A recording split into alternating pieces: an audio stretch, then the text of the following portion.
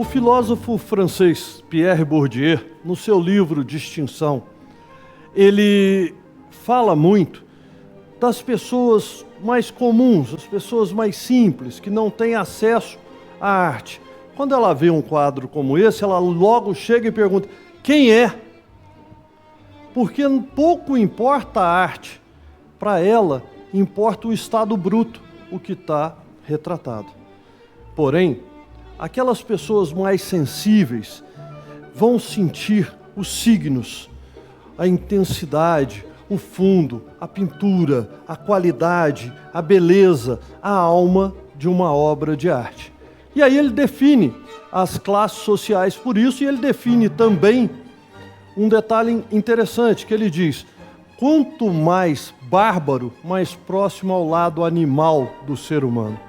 Quanto mais sensível, mais próximo ao seu lado humano, literalmente humano. Nessa concepção, eu vou começar hoje a falar do que está, na verdade, retratado, e não só da obra de arte desse grande mestre, que é Almeida Júnior. O personagem aqui retratado, ele entrou para a história, eu não podia deixar de falar dele, como o fundador dos Jogos Olímpicos para a Era Moderna. Para executar seus planos, ele organizou um congresso internacional em 1894 na Universidade Sorbonne, em Paris. Então, ele propôs que fosse restituída a tradição de realizar um evento desportivo internacional periódico, inspirado no que se fazia na Grécia Antiga. Este congresso levou à constituição do Comitê Olímpico Internacional, o que nós conhecemos hoje como COI, do qual seria ele o secretário-geral entre 86 e 1925. Foi decidido que os primeiros Jogos Olímpicos da Era Moderna teriam que ser reiniciados em Atenas, na Grécia, e realizados a cada 4 anos. Foi ele. Até hoje é assim. 2 anos depois, no verão de 1896, Coubertin esteve presente na primeira edição dos Jogos Olímpicos Modernos, disputando esgrima, um dos esportes tradicionais que ele valorizava, não apenas como um esporte, mas como uma disciplina de cavaleiros associada a valores de honra, estratégia e autodomínio. Barão de Coubertin, era o título dele, defendeu a inclusão das artes nos Jogos Olímpicos. Entre 1912 e 48, houve competições olímpicas de arte, onde medalhas eram concedidas em categoria pintura, escultura, literatura, música e arquitetura. Ele acreditava que o espírito olímpico não deveria se limitar ao esporte, mas incluir também a cultura. Sua ideia de unir a arte ao esporte ajudou à criação de uma conexão entre o mundo esportivo e o artístico dentro do movimento olímpico. Charles Pierre Fred de Coubertin nasceu em 1866 e ficou conhecido pelo seu título nobiliárquico de Barão de Coubertin. Ele foi um pedagogo e foi historiador. Em 1883, aos 20 anos, visitou a Inglaterra pela primeira vez, o que mudou sua filosofia educacional, como ele mesmo passou a pregar. O esporte, abre aspas, o esporte organizado pode criar força moral e social. Os Jogos Olímpicos organizados não só ajudaram a equilibrar a mente como o corpo, também evitaram que o tempo fosse desperdiçado.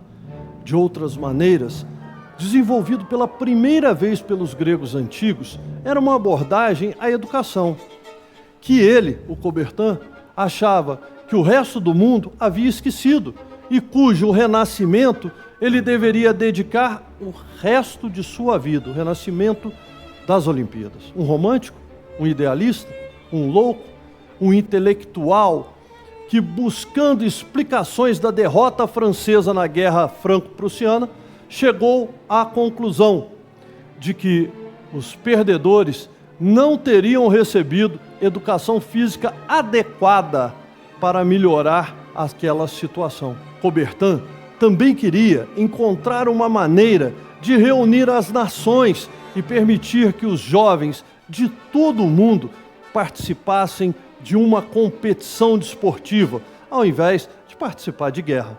Mas agora, a essa altura, precisamos falar desse grande artista brasileiro, que após ter cursado a partir de 1869, a Academia Imperial de Belas Artes no Rio de Janeiro, encontrava-se residente em Paris desde 1876, por meio de uma bolsa de estudos concedida por ninguém menos que Dom Pedro II, seu grande admirador.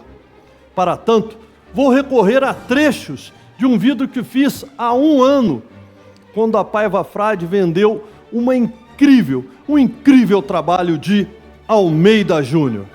Enquanto Almeida Júnior transforma-se num dos maiores e mais reconhecidos pintores de todos os tempos no Brasil. Medalhista de ouro do Salão Nacional de Belas Artes, e tornar-se-ia símbolo do Estado de São Paulo através de sua obra Caipira Picando Fumo, de 1893. Desse período, datam as obras-primas de Almeida Júnior como O Remorso de Judas, Salão de 1880, A Fuga para o Egito, Salão de 81, Salão de Paris, Repouso, O Descanso da Modelo, Salão de 82, Atelier em Paris, Salão de 80, Cristo Crucificado, Partida da Monção, A Conversão de São Paulo a caminho de Damasco, Retrato de Dom Pedro II e a alegoria de uma pintura de 1892 da Pinacoteca do Estado de São Paulo também são dessa mesma época. Dentre os artistas brasileiros que estudaram e atuaram em Paris no século XIX, Almeida Júnior foi o pintor que melhor assimilou a ideologia dos salões parisienses, tendo participado das edições do Salão de Paris entre 79 e 82 e não se influenciado tanto pelos impressionistas. Em 82, fez uma viagem a Roma, onde esteve com os irmãos Rodolfo e Henrique Bernardelli, e de volta ao Brasil realizou sua primeira mostra individual na Academia Imperial de Belas Artes, com sua produção parisiense. E em 84 ele recebe o título de Cavaleiro da Ordem da Rosa, e na 26ª Exposição Geral de Belas Artes da Academia Imperial de Belas Artes, novamente o homenageia, expondo as telas do magnífico período parisiense. Em 1885 ele recusa o convite para ocupar vaga de professor de pintura histórica na academia, substituindo Vitor Meirelles. Também ele recebeu medalha de ouro do Salão Nacional de Belas Artes em 1898. O pintor foi assassinado, pois era amante de sua prima Maria Laura do Amaral Sampaio, e foi morto por seu marido, José Sampaio de Almeida, de quem ele era amigo, parente distante, e havia até emprestado dinheiro, e que descobriu nas correspondências de Maria Laura com Almeida Júnior o caso.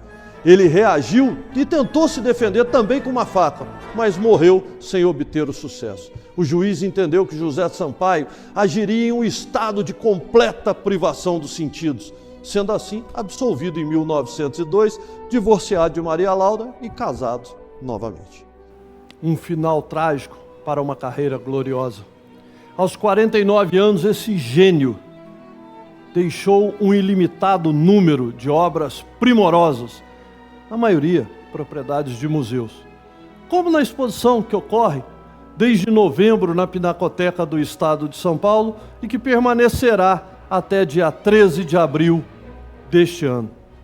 As caipiras das derrubadas à saudade, o derrubador brasileiro de 1879, são joias da mostra. A criação desse grande mestre, mas lá também está o caipira picando fumo. Esse grande mestre Almeida Júnior. Por isso, para mim é uma honra.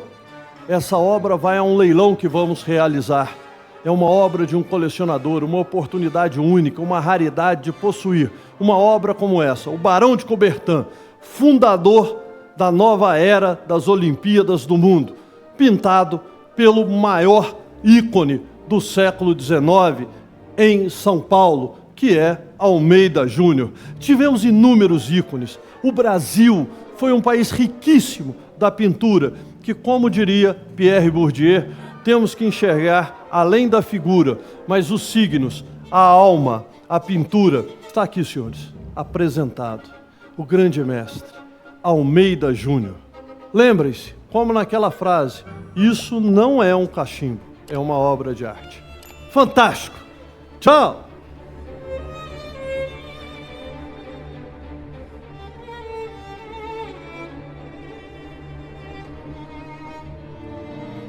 Galeria Paiva Frade. O nosso compromisso é com a arte brasileira.